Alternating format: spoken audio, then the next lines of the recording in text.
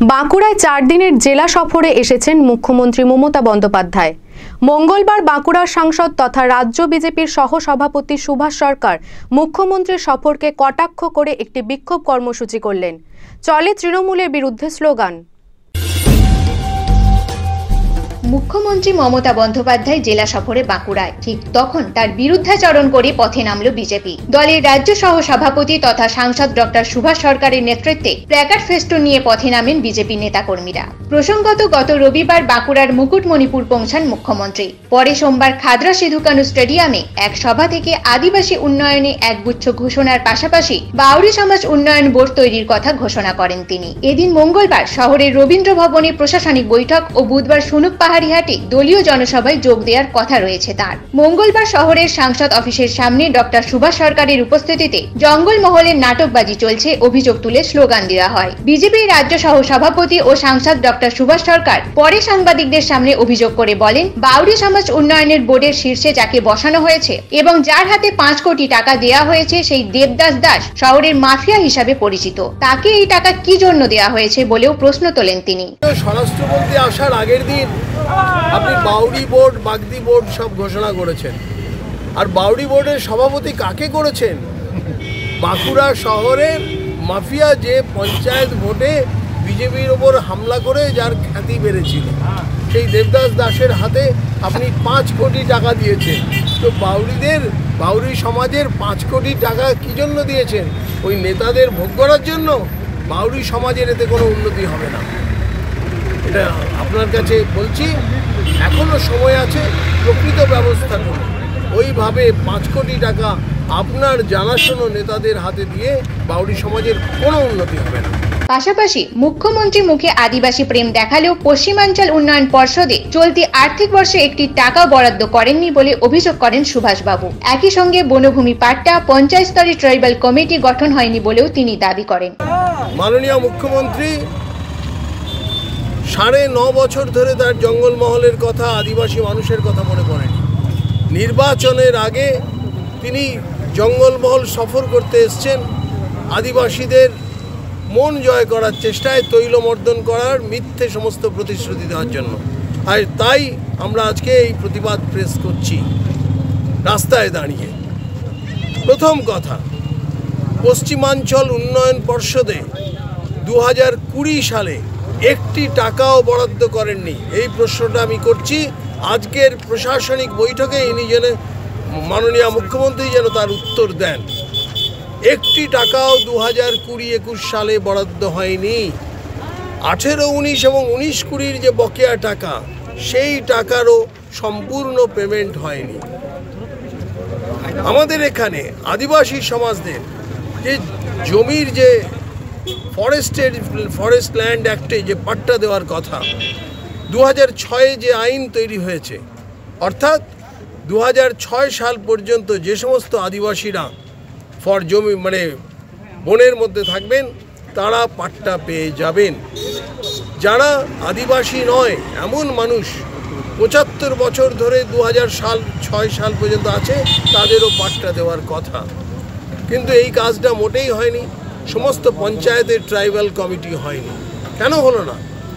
আর আজকে উনি ঘোষণা করছেন 2 লক্ষ বাইক দেবেন। 2 লক্ষ বাইক দেবেন সমবায় ব্যাংকের মাধ্যমে। সমবায় ব্যাংক মানে কোন সমবায় ব্যাংক? যে সমবায় ব্যাংকগুলোতে গত প্রায় 1 বছরের ওপর কোনো নির্বাচন হয়নি এমন সমবায় ব্যাংকের মধ্যে 2 লক্ষ বাইক দিলে সে বাইকগুলো সরকারি অর্থে অপব্যয় হবে এবং যাদের পাওয়ার কথা তারা পাবে না। সমস্ত তৃণমূলের ভাইরা সেই বাইক পাবে, জনসাধারণের টাকায় তৃণমূলের সমস্ত ভাইরা বাইক পাবে। এটার প্রতিবাদ করছি আমরা। এর সঙ্গে সঙ্গে মাননীয় স্বরাষ্ট্রমন্ত্রীর সফর নিয়ে উনি যেভাবে নির্লজ্জভাবে মিথ্যাচার করেছেন, এর তীব্র প্রতিবাদ জানাচ্ছি। সেখানে আজকে মিডিয়ার বন্ধুরা গিয়ে নিশ্চয়ই দেখতে পেয়েছেন, তাদের সঙ্গে কথা বলেছেন। সেই বাড়ির রান্না খাবার উনি খেয়েছেন, আর সর্বসমক্ষে মিথ্যে কথা বলে দিলেন 5 স্টার হোটেলের খাবার খেয়েছেন। বাঁকুড়ায় 5 স্টার হোটেলটাকে আছে কোথায়? তারপরে আপনি তো কোনো খোঁজ খবরই রাখেন না। ওই বাড়ির যে মেয়েটি তার নাকি থ্যালাসিমিয়া হয়েছে বলছেন। ওর থ্যালাসিমিয়া হয়নি, শুনুন মাননীয়া, ওর হয়েছে ছোটোবেলা থেকেই যে ডায়াবেটিস হয় তাকে টাইপ 1 ডায়াবেটিস বলে। তাতে অনেক বেশি ইনসুলিনের দরকার হয়, সেই চিকিৎসা ব্যয় সাপেক্ষ। তো সেই চিকিৎসার দায় দায়িত্ব ভারতীয় জনতা পার্টি নিয়েছে, এটা আপনাকে বলে দিচ্ছি। এছাড়া আপনি বলছেন এখন শিক্ষক নিয়োগ করবেন। কীভাবে শিক্ষক নিয়োগ করবেন? এটা কোনো কথা হলো? শিক্ষক নিয়োগ নিশ্চয়ই করবেন, করুন, তার প্রকৃত পদ্ধতি অনুযায়ী করুন, পরীক্ষা নিন। আপনার কাছে যারা আপনার ভাইদের মাধ্যমে টাকা সংগ্রহ হবে আর সেই টাকা যারা দিতে পারবে তাদেরকে নিয়োগ করবেন। 2014 সালের পরীক্ষা নিয়ে 16 সালে কিছু নিয়োগ করেছিলেন আর গোটা লিস্টকেই তো বাতিল করেছেন।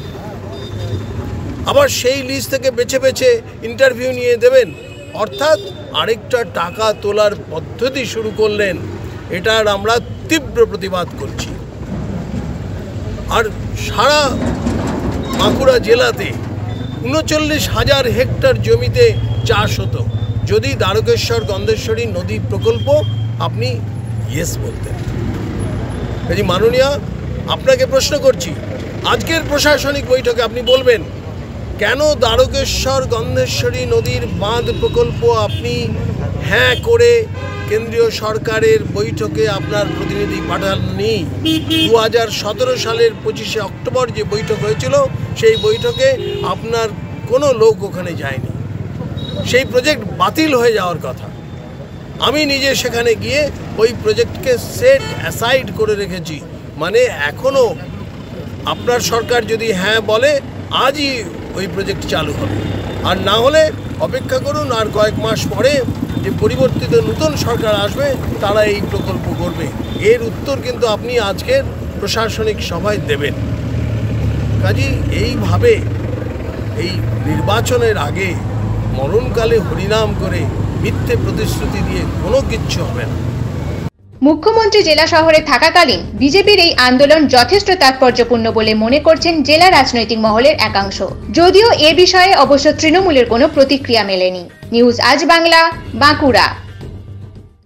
একমাত্র আন্তর্জাতিক খ্যাতিসম্পন্ন হুগলি জেলায় নাম্বার 1 জ্যোতিষী, হস্তরেখাবিদ, বাস্তুবিদ doctor Anjan Shastri, gold medalist ও একাধিক অ্যাওয়ার্ড প্রাপ্ত, IIOH কর্তৃক পশ্চিমবঙ্গের রাজ্যপাল দ্বারা পুরস্কার প্রাপ্ত ডক্টর অঞ্জন শাস্ত্রী যে কোনো সমস্যা সমাধানে এখন আপনার এলাকায় আরামবাগ, কামারপুকুর, দেওয়ানগঞ্জ, বর্ধমান, বিষ্ণুপুর, বাঁকুড়া, কলকাতা, কালীঘাট। Booking number 7477886099।